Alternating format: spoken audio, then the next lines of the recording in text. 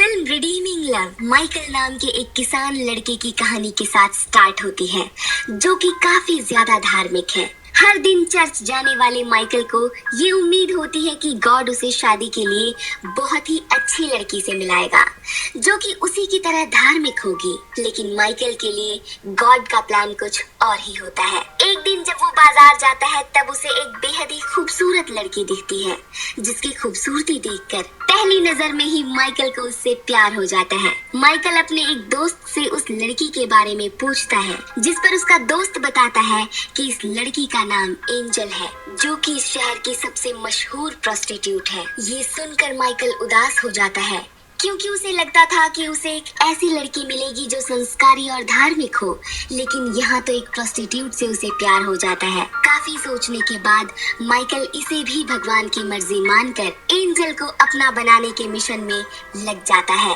Michael अपने दोस्त से पूछता है कि वो एंजल को कैसे मिल सकता है, जिस पर उसका दोस्त उसे बताता है कि एंजल इस शहर की सबसे खूबसूरत प्रोस्टिट्यूट है, इसीलिए उसके साथ एक रात गुजारने के लिए लोगों की लंबी कतार लगी होती है, और ये मौका सिर्फ उसी को मिलता है जो सबसे ज्यादा पैसा देता है। इसके बाद कहानी फ्लैशबैक में जाती है, जहां हम एंजल का बचपन देखते हैं, जिसमें हमें पता चलता है कि एंजल का रियल नेम सारा है। उसकी माँ एक साधारण महिला होती है, जिसका शहर के एक रईस इंसान के साथ नाजायज संबंध होता है। इसी नाजायज संबंध से सारा का जन्म होता है। क्योंकि सारा गलती से पैदा हो गई थी, इस वजह से उसका पिता उससे नफरत करता है। ये नाराजगी और नफरत इस कदर बढ़ जाती है कि एक दिन सारा का पिता उसे और उसकी माँ को अपने घर से निकाल देता है। कमाई का कोई और रास्ता न होने के बाद सारा की माँ अपना और अपनी बच्ची का पेट पालने के लिए जिस्म फरोशी के धंधे में उतर जाती है। अपना जिस्म बेचते बेचते सारा की माँ बुरी तरह बीमार पड़ जाती है और उसकी मौत हो जाती है। अब इस दुनिया में सारा का कोई नहीं है। इस बात का फायदा उठाकर शहर का एक शख्स उसे अपने साथ रेड लाइट एरिया में ले जाकर बेच देता है। कहानी कुछ साल आगे बढ़ती है। 8 साल की सारा अब बड़ी होकर टीनेज पर पहुंच चुकी होती है, और उसका नाम सारा से बदलकर एंजल रख दिया जाता है। अब हर शाम खूबसूरत एंजल की बोली लगती है, और जो शख्स सबसे ज्यादा पैसा देता है, उसे एंजल के साथ रात गुजारने का मौका मिलता है। एक रात एंजल का पिता उसके साथ रात गुजारने आ जाता है। अनजाने में ही वो अपनी बेटी के साथ संबंध बना लेता है, और फिर जब उसे पता चलता है कि एंजल उसकी अपनी बेटी है, तब वो खुद को गोली मार लेता है। इस घटना के बाद एंजल भी उस जगह से भाग जाती है। एंजल वहाँ से भागने में तो कामयाब हो जाती है। दूसरे शहर में जाने के बाद उसे कोई नौकरी नहीं मिलती और खाने के पैसे भी नहीं होते, जिसके बाद वो फिर से जिस्म फरोशी का धंधा शुरू कर देती है। अब यहाँ हम देखते हैं कि एंजल खिड़की से बाहर का नजारा देख रही होती है। उसी समय माइकल भी एंजल को देखता है। एंजल की खूबसूरती पर माइकल इस कदर फिदा हो जाता है कि वो अगले ही दिन 2 गुने पैसे देकर एंजल से मिलने उसके कमरे में चला जाता है। कमरे में जाकर माइकल एंजल से कहता है कि मैं तुमसे बहुत प्यार करता हूँ और तुमसे ही शादी करना चाहता हूँ। ये सुनकर एंजल हंसने लगती है और कहती है कि जिस काम के लिए तुम यहाँ आए हो वो करो और जाओ यहाँ से। लेकिन माइकल वो काम करने से इनकार कर देता है और कहता है कि वो यहाँ सिर्फ एंजल का प्यार पाने आया है। एंजल को ये सारी बातें काफी अजीब लगती हैं, जिसके बाद वो माइकल को वहाँ से जाने के लिए कह देती है। अगले दिन फिर से माइकल एंजल के पास आता है और वो एंजल से कहता है कि वो उसकी मदद करना चाहता है और उससे शादी करना चाहता है। लेकिन एंजल माइकल की बातों पर यकीन नहीं करती, क्योंकि एंजल अब तक जितने भी मर्दों से मिली है, उन सभी ने सिर्फ और सिर्फ एंजल के जिस्म का फायदा उठाया है। कुछ महीने बाद माइकल फिर से एंजल के पास जाता है। अपनी पुरानी बातें दोहराते हुए माइकल फिर से एंजल से कहता है कि मैं तुमसे शादी करना चाहता हूँ, तुम मेरे साथ चलो, मैं तुम्हारी सारी जरूरतें पूरी करूँगा और आज के बाद तुम्हें कभी अपना जिस्म बेचने की जरूरत नहीं पड़ेगी। एंजल को ये सारी बातें बकवास लगती है।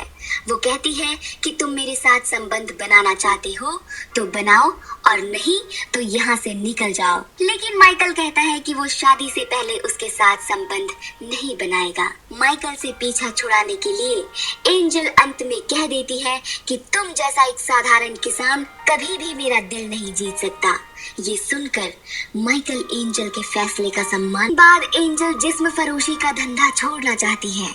इस बात से गुस्सा होकर उसका मालिक एक जल्लाद जैसे इंसान को बुलाकर एंजल को उसके पास भेज देता है, जो एंजल के साथ जबरदस्ती संबंध बनाने के साथ ही उसकी काफी ज्यादा पिटाई भी कर देता है। उसी रात माइकल को ये महसूस होता है कि एंजल की जान खतरे में है। अगले दिन ही एंजल के पास वो पहुंच जाता है। एंजल की हालत देखकर उसे काफी दुख होता है।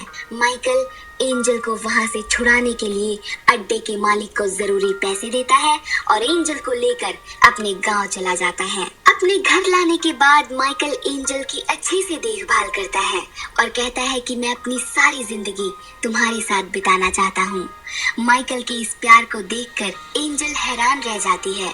वो सोचती है कि माइकल जैसा अच्छा इंसान एक अच्छी लड़की डिजर्व करता है, ना कि उसके जैसी कोई प्रोस्टिट्यूट। धीरे धीरे दोनों के बीच नजदीकियां बढ़ने लगती हैं। कुछ दिनों बाद माइकल के घर पर उसका भाई पॉल आता है। माइकल एंजल को अपनी पत्नी के रूप में पॉल से मिलवाता है। एंजल को यहाँ देखकर पॉल हैरान हो जाता है, क्योंकि वो जानता है कि एंजल एक प्रोस्टिट्यूट है। माइकल के घर से बाहर जाने के बाद पॉल एंजल को कहता है कि तुम माइकल के लायक नहीं हो।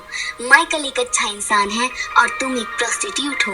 ये सारी बातें एंजल के मन में घूमती रहती हैं। उसे लगता है कि उसकी वजह से माइकल की जिंदगी खराब हो जाएगी, जिसके बाद वो पॉल के साथ शहर वापस लौट जाती है। पॉल के साथ शहर वापस लौटते समय रास्ते में पॉल एंजल के साथ संबंध भी बनाता है। जब माइकल को एंजल के शहर वापस जाने के बारे में पता चलता है, तब वो भागा भागा शहर पहुंचता है और वहां लोगों से लड़कर एंजल को वापस ले आता है। घर की ओर वापस आते समय रास्ते में उन्हें एक फैमिली मिलती है जिनका तांगा खराब हो चुका था। माइकल उन लोगों को अपने घर लेकर आ जाता है। इस फैमिली में मिरियाम नाम की एक जवान लड़की भी होती है। इस लड़की को देखकर एंजल सोचती है कि माइकल को मिरियाम जैसी अच्छी लड़की ही मिलनी चाहिए। इस परिवार में एक गर्भवती महिला भी होती है। कुछ दिनों बाद ये महिला एक बच्चे को जन्म देती है। माइकल इस बच्चे को काफी ज्यादा प्यार करता है। इसे देखते हुए एंजल अपने साथ हुई एक घटना को याद करती है जब एंजल प्रेग्नेंट हुई थी, लेकिन इसके मालिक ने डॉक्टर को बुलाकर एंजल के साथ ऐसा काम करवा दिया कि वो दोबारा कभी प्रेग्नेंट नहीं हो सकती। एंजल को लगता है कि माइकल जो खुशी डिजर्व करता है वो उसे सिर्फ मिरियाम ही दे सकती है। ये सोचकर एंजल मिरियाम के नाम एक खत लिखकर माइकल का घर छोड़कर शहर लौट जाती है। इस खत के साथ एंजल एक रिंग छोड़कर जाती है और मिरियाम को माइकल से शादी करने को कहती है। मिरियाम जैसे ही ये खत देखती है, वो तुरंत ही माइकल से कहती है कि वो जाकर एंजल को ढूंढे, लेकिन इस बार माइकल कहता है कि अगर एंजल उससे सच में प्यार करती है तो इस बार वो खुद लौट कर आएगी। देखते देखते 3 साल बीत जाते हैं। माइकल अभी भी एंजल की यादों में जी रहा है। नेक्स्ट सीन में पॉल एक शहर से गुजर रहा होता है, तभी वो एंजल को एक स्कूल में देखता है। दरअसल एंजल अब जिस्म फरोशी का धंधा छोड़ इस धंधे में फंसी लड़कियों को बचाने और उन्हें पढ़ाने का काम शुरू कर चुकी होती है। एंजल को देखकर पॉल उससे माफी मांगता है और माइकल के पास ले जाने को कहता है, जिस पर एंजल कहती है कि माइकल मिरियाम के साथ रहना डिजर्व करता है। यह सुनकर पॉल कहता है कि मिरियाम की शादी मेरे साथ हो चुकी है और माइकल अभी भी तुम्हारे प्यार में जी रहा है।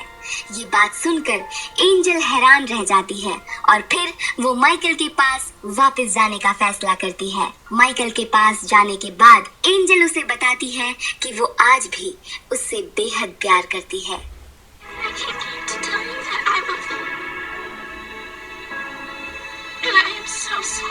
लंबी जुदाई के बाद दोनों एक दूसरे से मिलकर बहुत खुश होते हैं और फिर अंत में हमें माइकल और एंजल के साथ एक छोटा सा बच्चा भी दिखाई देता है, जो कि इन दोनों का ही होता है।